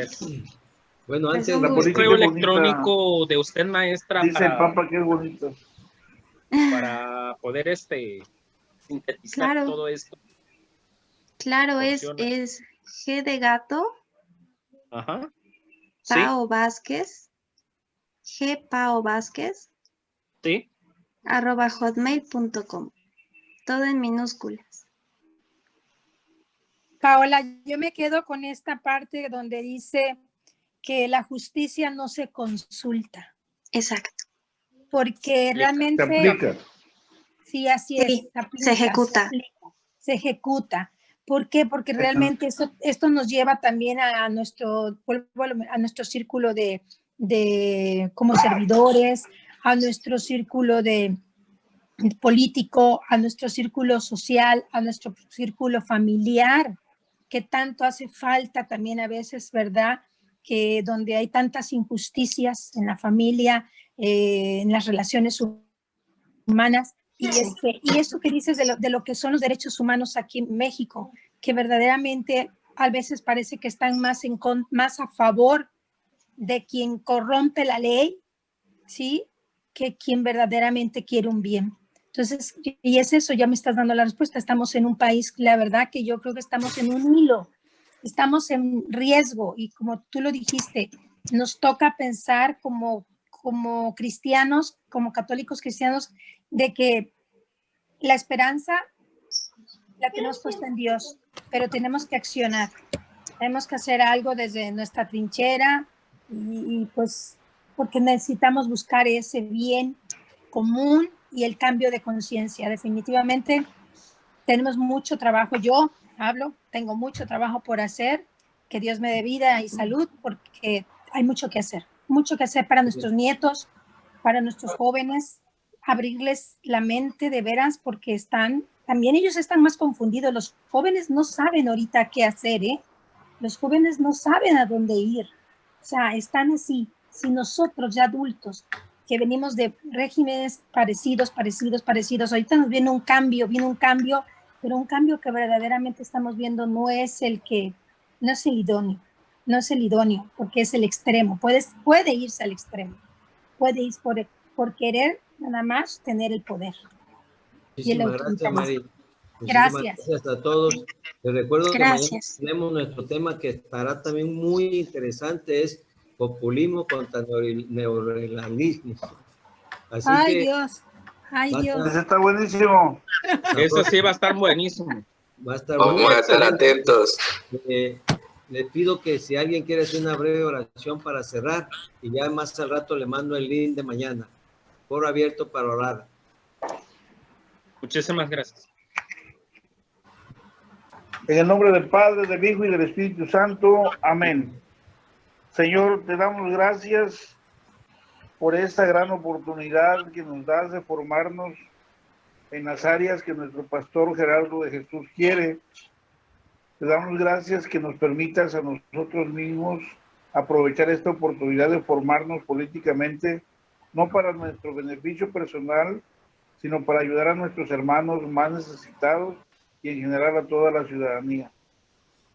A nuestra Madre Santísima de Guadalupe, tenemos una deuda con ella por tanto aborto que se ha hecho en México. Entonces tenemos que trabajar duro, Madre Santísima, para revertir estas cifras y que ya no sigan habiendo muertes en los vientres maternos. Lo pedimos por todo el Inmaculado Corazón de Jesús y el tuyo mismo. Te pedimos que nos digas, que nos protejas y que nos protejas de los falsos enemigos, de los falsos amigos y de los enemigos que a diario se cruzan en la vida. Gracias, Madre Santísima, por tanto y por tanto amor de tu Hijo Jesucristo. Tu Madre, no te alejes, tu vista de nosotros no partes, ven con nosotros a todas partes y nunca solo nos dejes.